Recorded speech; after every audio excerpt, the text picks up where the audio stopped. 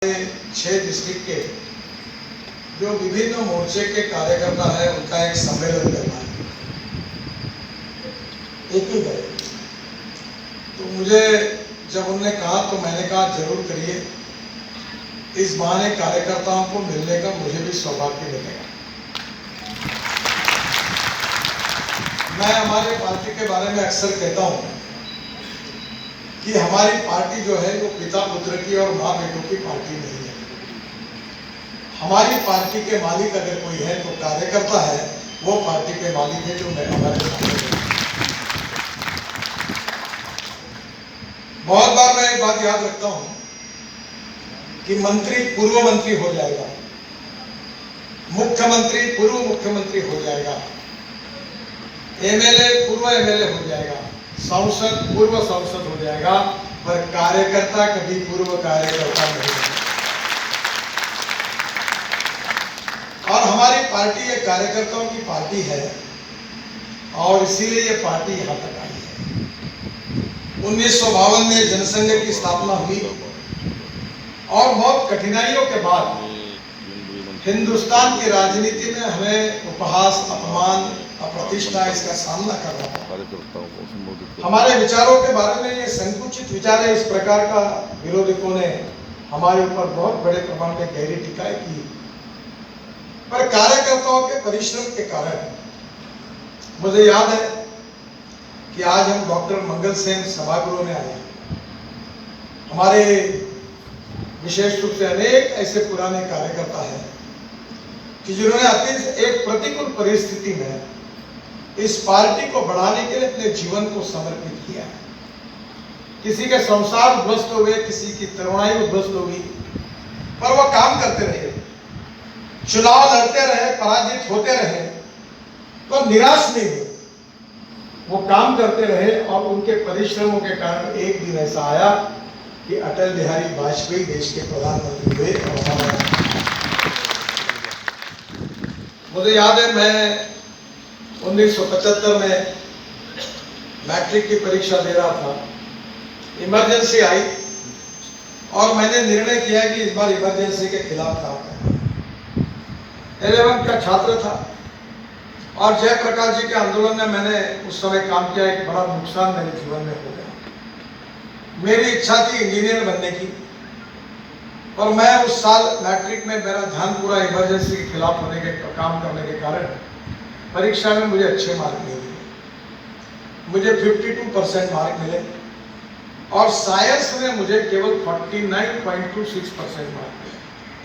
यानी professional college में engineering को एडमिशन के लिए 50% कम से कम साइंस ग्रुप में एडमिशन के मार्क चाहिए, वो भी नहीं मिले और मैं इंजीनियर नहीं बना। आज मुझे बड़ा आश्चर्य लगता है कि मुझे 6 बीएड मिले और उसमें से 4 एग्रीकल्चर साइंस में मिली, बड़े बड़े यूनिवर्सिटी की मिली। अभी उत्तर भारत के गलगोटिया यूनिवर्सिटी और तमिलनाडु की एसबीएम यूनिवर्सिटी की भी मिली। तो मैं मजाक में कहता, बहुत से आईआईटी और इंजीनियरिंग कॉलेज में जाता हूँ भाषण करने के लिए, तो अभी भी मैं डॉक्टर नहीं जोड़ता। तो मुझे एक ने पूछा कि आपने ये क्यों नहीं लगाया? मैंने बोला इसलिए लगाया कि मुझे लगता है कि मैं इतना विद्वान नहीं हूं कि मैंने डॉक्टर लगाना चाहिए। पर आज इमरजेंसी को दिन में याद करता हूं। मेरी माँ और मेरी बहनें मुझे कहती थी कि तुमने पार्टी के कारण तुम्हारा करियर खराब किया, डांटती थी। पर आज मुझे लगता है कि इस देश के लोकतंत्र को बचाने के लिए जयप्रकाश जी के नेतृत्व में हमारे पार्टी ने कितना बड़ा त्याग बलिदान किया। अटल बिहारी वाजपेयी जी ने कहा था, उनके आंखों में आंसू थे और उन्होंने कहा था कि हमारी पार्टी हम विसर्जित कर रहे, जिस पार्टी को जिस विचारों से, जिस निष्ठा से हमने जीवन भर काम किया, उस पार्टी का विसर्जन करते हुए जनता पार्टी में हमें बहुत वेदनाएं हो रही है, पर परिस्थिति की आवश्यकता के लिए हम ये बलिदान कर रहे हैं। जनता पार्टी का प्रयोग हुआ, दुर्भाग्यवश जनता पार्टी चल नहीं पाई। एक दिल के टुकड़े हुए हजार, कोई यहाँ गिरा कोई वहां गिरा। जनता पार्टी का अनुभव हमारे लिए अच्छा नहीं हो। बड़ी अपेक्षा के साथ हम कोशिश कर रहे थे और उसके बाद भारतीय जनता पार्टी की स्थापना और मुझे याद है कि मैं भारतीय जनता पार्टी की स्थापना जो 1980 में हुई उसमें था, और बाद में हमारे एक एमपी थे लक्ष्मणराव मांझर, के साथ में पूना मीटिंग के लिए जा रहा था, तो स्टेशन के बाहर एक दीवार पर लिखा था, मराठी में लिखा था, पर्याय पर्याय करके कौन चिल्लाते हैं जिनके लोकसभा में चुनकर आए दो। अब नीचे में लिखा था, हम दो हमारे दो। अटल जी और अडवाणी जी पर वो व्यंग्य था। तब लोग कहने लगे कि ये पार्टी समाप्त हुई, और उसी दिन हमारे कार्यकर्ताओं ने परिश्रम किया, मेहनत की, लोगों के मन की गलतफहमियां दूर की, अनेक पीढ़ियां बर्बाद हुई, अनेक कार्यकर्ताओं ने अपने जीवन को समर्पित किया, कोई उद्योग व्यापार छोड़ के पार्टी का काम करता था। आज भी ऐसे निष्ठुर, निस्वार्थी और समर्पित कार्यकर्ता है कि जिनके बदौलत हमारे मनोहर लाल जी जैसे कार्यकर्ता मुख्यमंत्री बने, और मेरे जैसे मोदी जैसे कार्यकर्ता को इतने बड़े पदों पर जाने का मौका मिला। ये जो पद हमको मिला है, ये हमारे कर्तृत्व के कारण नहीं मिला। ये जो पद हमको मिला है, ये आप जैसे कार्यकर्ताओं ने जो बलिदान किया है, पार्टी के लिए समर्पित भाव से काम किया है, इसके कारण। और कार्यकर्ता काम क्यों करता है? कोई पैसे मिलते हैं, कोई मान सम्मान मिलता है। अनेक बार आता है कार्यकर्ता बोलते हैं, भाई आजकल हमारे यहाँ झेड़ प्लस शुरू हो गया, कोई नजदीक नहीं आने देता। अब कार्यकर्ता को क्या पता झेड़ प्लस और क्या है, वो फोटो निकालना चाहते हैं। तो मैं बोलता हूँ, अरे यार कम से कम उसका फोटो तो निकाल ले दो, कुछ तो नहीं देते उसको, उसकी तो खुशी होगी।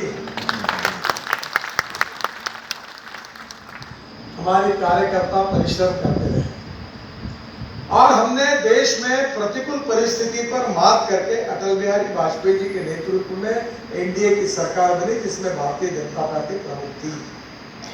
और आज इतिहास ये हुआ कि 2014 में मोदी जी के नेतृत्व में हमारे पार्टी को प्रचंड बहुमत मिला, और आज भारतीय जनता पार्टी की सरकार 9 साल हमने पूरे किए और इस देश में हमने काम किया। जय जय मातरम मातरम मातरम। जहां हुए मुखर्जी बलिदान हुए मुखर्जी, जहां हुए बलिदान मुखर्जी, वो कश्मीर हमारा है। हमने 370 हटा दिया। हमारे देश में राम मंदिर बनना चाहिए, इसके लिए बड़ा संघर्ष हुआ। राम जन्मभूमि के ऊपर सुप्रीम कोर्ट का निर्णय लगा, और देश की अस्मिता थी। प्रभु रामचंद्र हमारे प्रेरणा के स्रोत थे, हमारे सांस्कृतिक विरासत के प्रमुख थे। भगवान रामचंद्र जी का भव्य मंदिर का निर्माण वो भी पूरा हुआ। मुझे याद है कि मुझे बहुत से कार्यकर्ता पूछते थे आंदोलन में कि मेरी उम्र हो गई है, क्या मेरे जीवन में मुझे राम मंदिर देखने के लिए मिलेगा? उसके लिए कितने लोगों ने कुर्बानी दी। आज राम मंदिर का भी सपना पूरा हो। पर केवल हम इसी पर कायम नहीं है। भारतीय जनता पार्टी का मकसद केवल राज बदलना नहीं है, समाज बदलना है, देश बदलना, ये मकसद है। हमारी विचारधारा की विशेषता है राष्ट्रवाद। हम दो चार रहे न रहे, तेरा वैभव अमर रहे मां, ये हमारा संस्कार है कि हम राष्ट्र के लिए समर्पित हैं। पहले राष्ट्र है, बाद में पार्टी है, और उसके बाद में मैं हूं, ये हमारा संस्कार है। और इसलिए राष्ट्र की सर्वांगीण प्रगति, उन्नति और विकास, हिंदुस्तान एक सुपर इकोनॉमिक पावर बने, विश्व की ताकत बने, समृद्ध संपन्न शक्तिशाली हिंदुस्तान बने, भय भूख आतंक और भ्रष्टाचार से मुक्त बने, सुपर इकोनॉमिक पावर बने, और पूरे विश्व की एक ताकत बने, यही हमारे दिल का सपना है। We are the fastest growing economy in the world. Modi ji कहते हैं कि हम $5 ट्रिलियन की इकोनॉमी बनेंगे, हम विश्व गुरु बनेंगे, आत्मनिर्भर भारत बनेंगे। और आज उसी राष्ट्रवाद की भावना को लेकर हमारे उद्देश्य को पूरा करने के लिए हमने 10 साल में रात दिन मोदी जी के नेतृत्व में और राज्य में मनोहर लाल जी के नेतृत्व में रात दिन प्रयास किया। हमने देश की तस्वीर को बदल दिया। आज हम 75 साल हमारे देश का अमृत महोत्सव मना रहे हैं। 10 साल अगर हमारे ये है और 4 साल अटल जी की सरकार के रहे तो 60 साल इस देश में शासन करने का मौका कांग्रेस पार्टी को मिला। पंडित जवाहरलाल नेहरू जी से लेकर राजीव गांधी तक कांग्रेस पार्टी को दिल्ली में, राज्यों में, जिला पंचायतों में, नगर पालिकाओं में, महानगर पालिकाओं में काम करने का मौका मिला। और आज मैं आपको विश्वास के साथ ये बता सकता हूं कि जो कांग्रेस 60 साल में नहीं कर सकी वो भारतीय जनता पार्टी ने 9 साल में करके दिखाया। आप कहीं भी इसका हिसाब लगाइए। आप मुझे बताइए कि नेशनल हाईवे पहले कितने थे, हम आने के बाद कितने हुए, एक्सप्रेस हाईवे कितने थे, कितने हुए, और आज हमने परिस्थिति को बदल दिया। आज मैं अपने क्षेत्र में, मैं आज 9 साल का मंत्री हुआ, 9 साल पूरे हुए, मेरे जो जो डिपार्टमेंट मुझे मिले उसमें मैंने हिसाब किया तो 50 लाख करोड़ रुपए के काम करने का मौका मुझे मिला। 50 लाख करोड़। पहले मैं कहता था, लोग बोलते थे मंत्री ऐसे ही बोलते, मैं बोलता था दिल्ली से देहरादून 2 घंटे में होगा, दिल्ली से मेरठ 40 मिनट में होगा, दिल्ली से हरिद्वार 1.5 घंटे में होगा, दिल्ली से जयपुर 2.25 घंटे 2 घंटे में होगा, दिल्ली से चंडीगढ़ 2.25 घंटे में होगा। अब चंडीगढ़ से मनाली 9 घंटे लगते थे, अब दिसंबर के पहले 3 घंटे में होगा। अब दिल्ली से कटरा 6 घंटे में, अमृतसर 4 घंटे में, श्रीनगर 8 घंटे में, मुंबई से दिल्ली 12 घंटे में, 40 घंटे लगते थे, चेन्नई से बेंगलोर 2 घंटे में, और बेंगलोर से मैसूर 3 घंटे 3.5 घंटे लगते थे, अब 1.25 घंटे में हो गया। देश बदल गया। हमने कहा था गंगा यमुना को शुद्ध करेंगे। आप में से कितने लोगों को मालूम है, मुझे मालूम नहीं, और पानीपत और सोनीपत में नमामि गंगा के प्रोग्राम के अंदर वहां यमुना जो प्रदूषण हो रही थी उसको शुद्ध करने के लिए मेरे विभाग ने पैसे दिए और वह प्लान बनाया, वहां यमुना को शुद्ध करने की शुरुआत की। दिल्ली ने 6,000 करोड़ रुपए दिए और पहली बार कुंभ में हमारे साधु सन्यासियों ने पानी पिया, पहली बार शुद्ध पानी। हमने इस देश की तस्वीर को बदल दिया। गांव, गरीब, मजदूर, किसान का कल्याण होना चाहिए, इसलिए राष्ट्रवाद के साथ गुड गवर्नेंस एंड डेवलपमेंट हमारा मिशन है। सुशासन और विकास, और जब सरकार का कार्यक्रम ठीक होगा, योजनाएं अच्छी होगी, गरीबों का विकास करने के लिए केंद्रित होगी, तो ही गरीबों की तस्वीर बदलेगी। एक बहुत अच्छी बात भूटान के प्रधानमंत्री जी ने कही और मुझे लगता है उस पर आप लोगों ने जरूर विचार करना चाहिए।